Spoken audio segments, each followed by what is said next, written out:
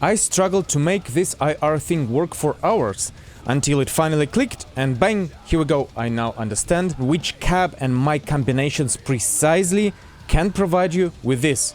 Therefore, I'm super keen to share my findings with you.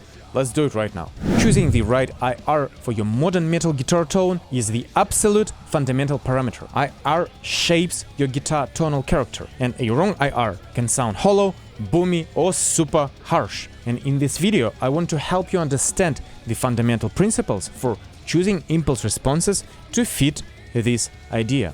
I will once again refer to Prenc's Axe FX2 pack and do an objective comparison, level matched, of different IRs and the principles that allow us to achieve the tone that is the closest to our reference. Let's go! Hey, I'm Dr. Mike Trubetskov, and I'm here to bring valuable information on recording, mixing and producing metal and modern metal. So mate, please like and subscribe so that the algorithm pushes the value to you and your mates in the future. Let's go!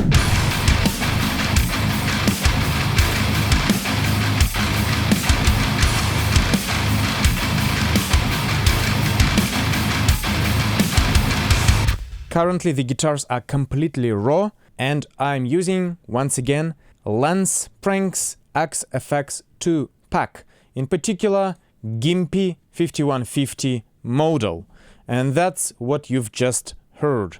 Our goal here today is to unveil the principle of selecting the right impulse response so that it can provide you with such a tone, and that's precisely what I aimed to create today and struggle for hours, and finally looks like I have succeeded.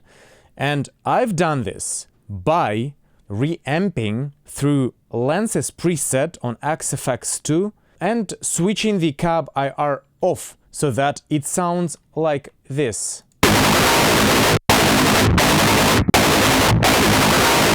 And therefore the goal was to find impulse responses that give the closest to this reference tone. I am using Ownhammer IRs today because they provide you with the most flexible microphone positioning with arbitrary numbers which represent the closer to the center of the speaker cone or the further from it. And speaking about this Lance's tone, what I really love about it, it has rich and pronounced mids, and it is really smooth on the top end, and that's a rare combination.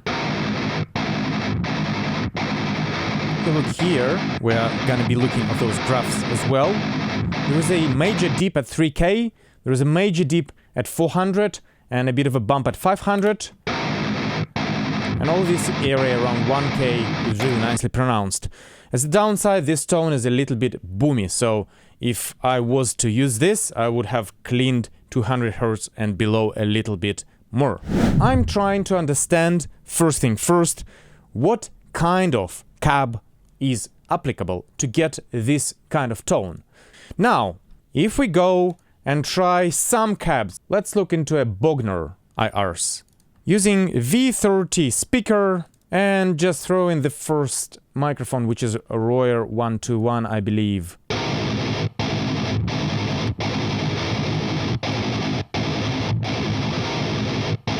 A reference.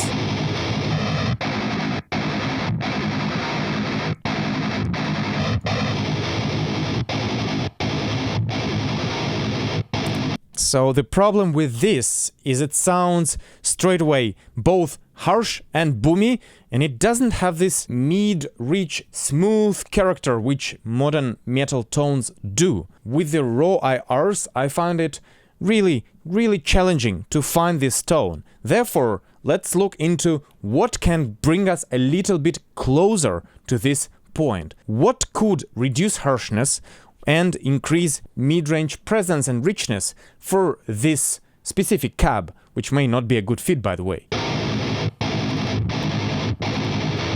Moving the mic away from the center.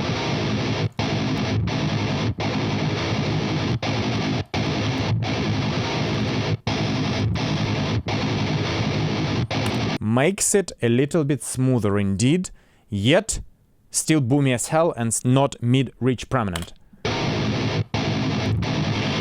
Different mic.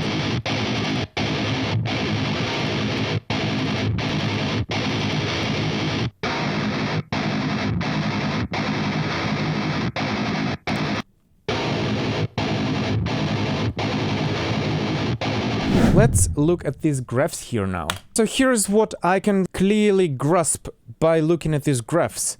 The raw cabs provide us with some honk. And by honk, I mean this 600 something frequency which jumps out too much. And then this lower mid-range area is really boomy as well, which is cut out really nicely in Lence's tone.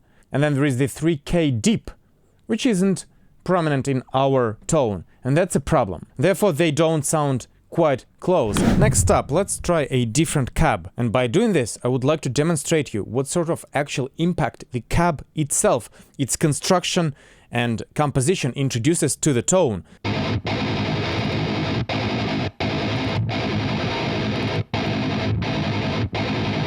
See how bloody honky it is.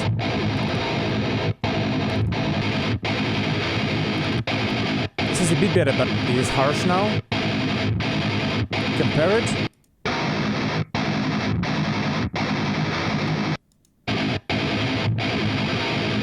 Our tone currently sounds tiny and harsh and unclean, and I hate this. Also, please note that I am doing this comparison hard panned to the left channel on purpose, and this is a recommendation by Phil Plaskota, who is a guitar tone king for sure. And the recommendation of doing so is due to the fact that the guitar tone will be hard panned in the end. It would sound a little bit different. Let's keep going.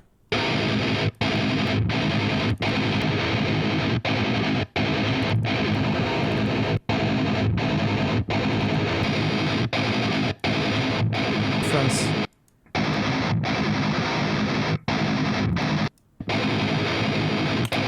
Again, it's harsh and honky.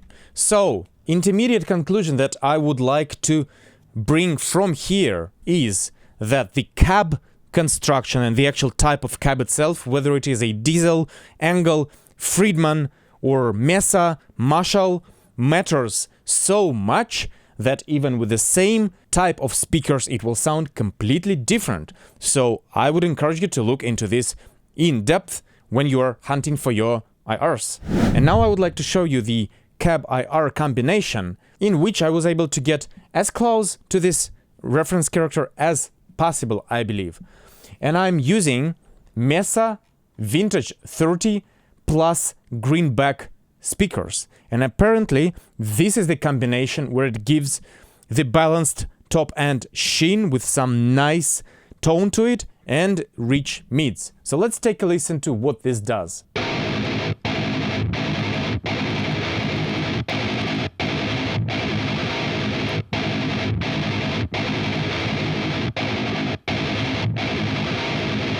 This is just one microphone, a ribbon 160 microphone placed away from the center, and it gives nice mids and nice top end. And you can see that there is a bit of a dip at 3K already, somehow. It is still a little bit harsh, but we're looking for a starting point anyways. Let's reference. So we're not there yet at all, but it's probably the closest of what I was able to look at today. And now, listen to the tone and the result of it. It's 2. And our reference. And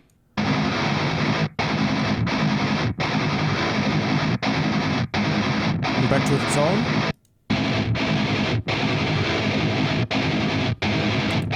There is a significant tonal difference, but the character is sort of close. And I would like to show you the final thing that I did in order to understand what is preventing me from getting this character dialed in completely, because I went through all of my Ownhammer libraries and I was unable to get any closer than this, which is still not 100%.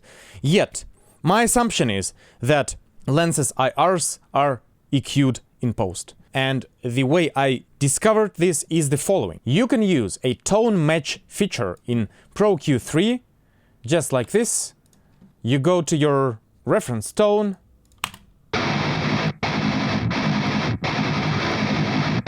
and you do the EQ match. and then you just save it as a preset and match your target to this and see what happens. There you go.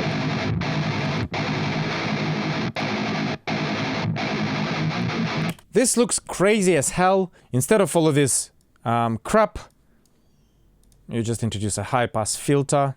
And now, yes, I would cut 400, and yes, I would cut 3K. And that's it.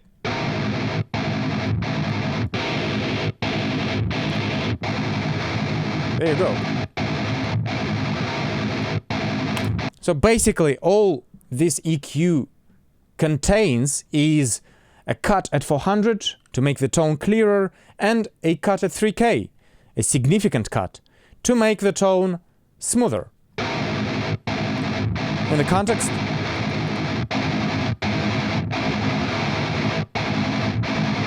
in the mix,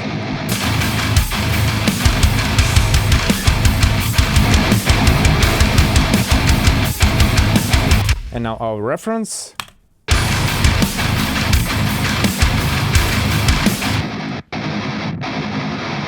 I actually like the new tone a bit more, just because it doesn't contain this much of that low-end rumble. But I think otherwise that's about it for this test. It was a very difficult process at first, but then once I realized that there may be some pre-baked EQ within those impulses, it became good. Let me know what you think of the tone. Let's sum up our findings today. So, in order to get the correct impulse responses for your modern metal tones, you need to look at the following things. Firstly, the right cab and cab construction. Just keep in mind that even with the same speaker, the composition will interfere with the tone so much that it may be out of the equation for you. It may sound too harsh, too boomy, or too honky. Secondly, the right speaker combination. In this test, vintage 30s plus greenback 80s sounded really, really good. Third thing, right microphone selection and placement. Apparently in this test, moving away from the center of the cab helped to tame down the harshness. And finally, do not forget that you need to EQ the guitars in order for them to sit in the mix. And normally you would cut harshness at 3-4K and clean up the mids. I felt very challenged at first, but then once I went through this test and realized what's up, I became really happy. So I hope that you like these results and these give you some value. Let me know, and until next time, cheers.